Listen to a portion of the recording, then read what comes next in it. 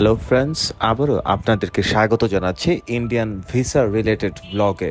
আরও একটি ইন্ডিয়ান ভিসার আপডেট রয়েছে, খুবই খুশির সংবাদ। আপনারা জানেন যে দীর্ঘদিন ধরেই কিন্তু ভিসা অফ ছিল, ট্যুরিস্ট ভিসা অফ ছিল, শুধুমাত্র মেডিকেল এন্ট্রি এবং শিক্ষার্থী ভিসা বা স্টুডেন্ট ভিসা এই তিনটি চালু ছিল।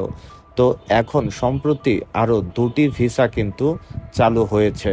তো তার মধ্যে একটা হচ্ছে গিয়ে বিজনেস ভিসা, অর্থাৎ যারা বিজনেস ভিসা দিয়ে ইন্ডিয়া যেতে চান বাংলাদেশ থেকে তারা অবশ্যই যেতে পারবেন। এই বিজনেস ভিসাটা কিন্তু এখন ঢাকা আইভেক সেন্টার থেকে নিয়মিতভাবেই দিচ্ছে।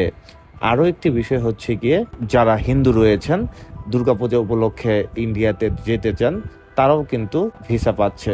তারা কিভাবে পাচ্ছে সেটা হচ্ছে কি এন্ট্রি ভিসার মাধ্যমে, অর্থাৎ এন্ট্রি ভিসার মাধ্যমেই আপনি ঘুরতে যেতে পারবেন। সেই এন্ট্রি ভিসাটার জন্য অবশ্য তীর্থ ভিসাও অনেকে বলে থাকে। আসলে তীর্থ ভিসা বলতে এখনো স্বীকৃতভাবে কোনো কিছু নেই, কিন্তু এন্ট্রি ভিসা দিয়ে তীর্থ ভিসায় যাচ্ছে বা পূজা দেখতে যাচ্ছে, সেটা 1 মাস বা 1.5 মাস বা 2 মাসের মতো ভিসা দেয়া থাকে সিঙ্গেল এন্ট্রি।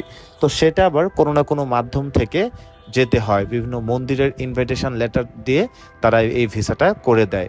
আর বিজনেস ভিসা যেটা আছে তারা যেতে চান, যারা আগেও গিয়েছেন তারা তাদের প্রয়োজনীয় কাগজপত্র জমা দিয়ে বিজনেস ভিসা দিয়ে আপনারা যেতে পারবেন বিজনেস রিলেটেড কাজে।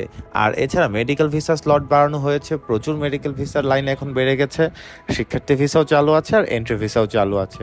কাজে যারা যেতে চান যেতে পারেন। এটাই ছিল ইন্ডিয়ান ভিসা রিলেটেডের সর্বশেষ আপডেট। পরবর্তীতে আরও নতুন কোনো আপডেট পেলে আপনাদেরকে জানিয়ে দিব। সেই পর্যন্ত সবাই ভালো থাকেন, সুস্থ থাকেন, টাটা।